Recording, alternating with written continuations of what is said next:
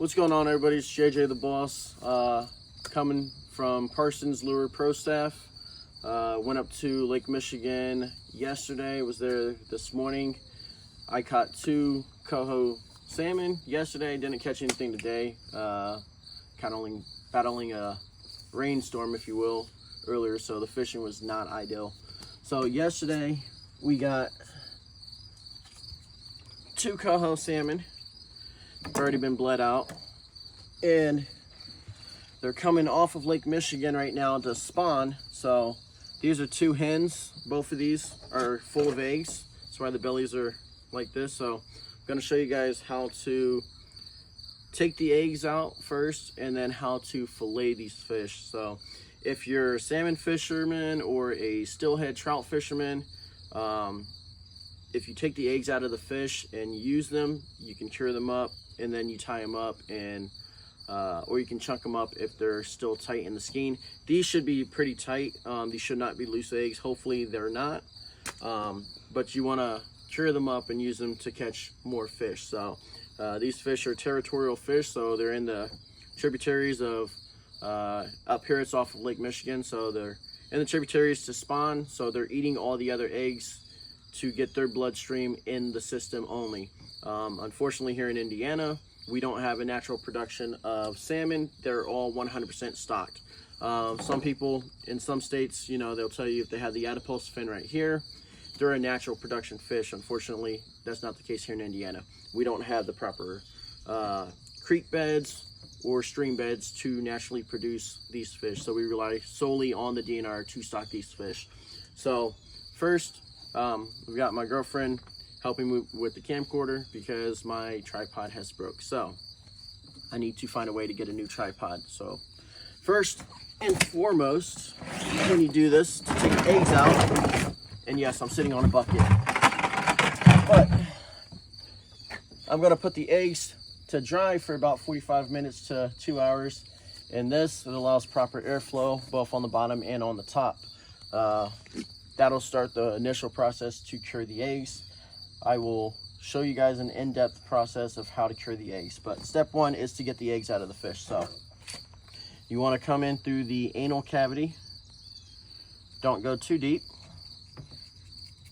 Go between both fins. Come all the way up.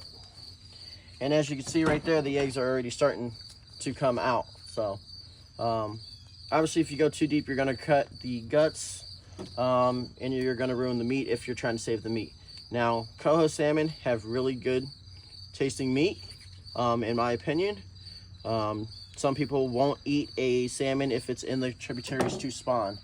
They're saying it's a decaying fish. That is true for especially the king salmon, but Coho tend to be pretty good table fare. So to take the eggs out, once you got it opened up, come up behind it. If you can see this, this is one loaf of skein. Come all the way up to the head,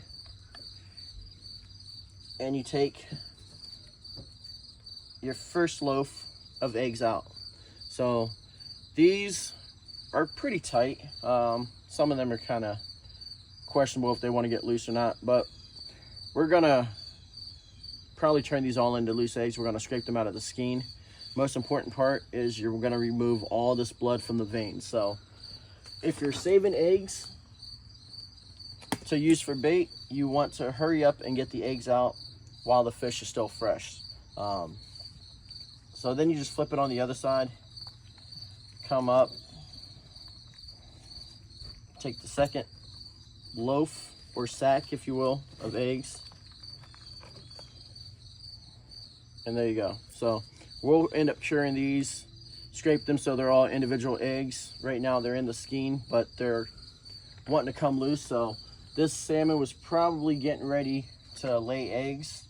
Obviously, the later they are in their cycle, the looser their eggs are, so they can drop them individually.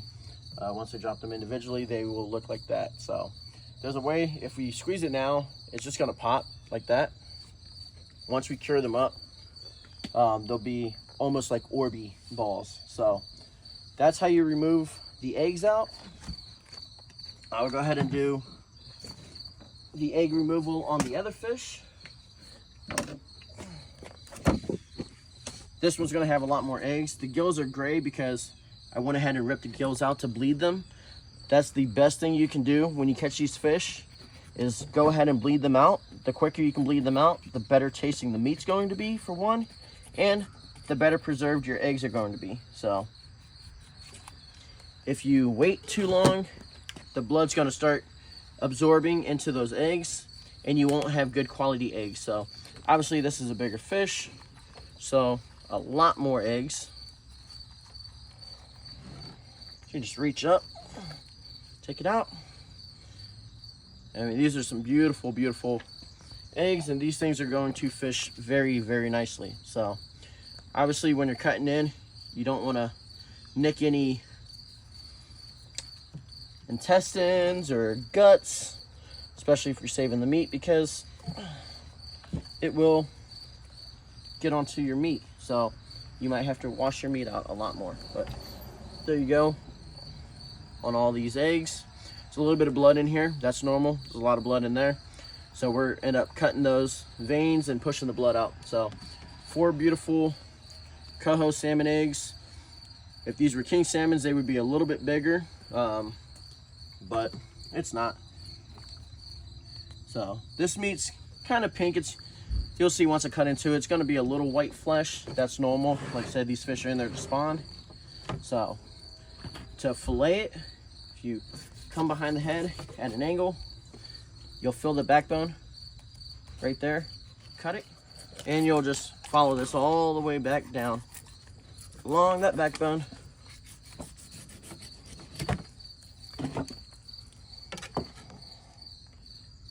And you got a nice fillet. So there's going to be pin bones right here. It's about 27, 32. I did accidentally miss a little bit of meat. Not too bad. What you're going to do with this now is you'll take your knife, and you want a good flimsy knife, you know. But you come behind those rib bones down. Stay as close as you can to the rib bones. Some people will just cut the whole thing out. I'm not going to.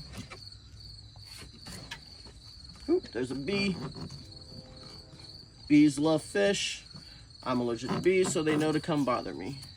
Anywho, take your scraps, throw them in something. Like I said, you got a nice, beautiful piece of fish. You can remove the pin bones if you want. It's a very, very long process.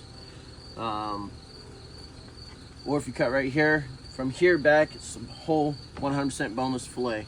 To remove the pin bones, if you put this fish on ice or put it in the freezer for a little bit and let it firm up a little bit better, take a pair of tweezers and you can take these pin bones and pull them. You can also take a pair of pliers, but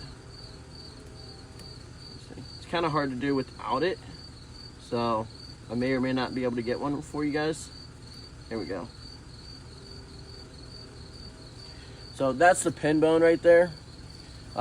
If you do it when the flesh is not, when it's completely thawed, you'll start tearing your meat. So that's why a lot of times you want this firm, and the only way to get it firmed is keep it on ice or really, really cold.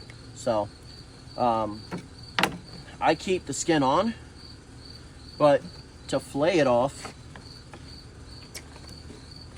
just come behind, you know, run your knife as close to the skin as you can. That's why it pays to have a good flimsy knife that bends. Obviously we missed a little bit of rib bones, but no meat really left on it. There's a little bit, that's normal. And then take that, and then you got a 100%, oh, we left a little bit there.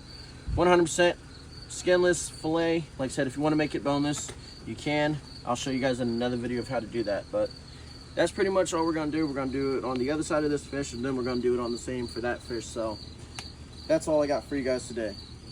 Peace.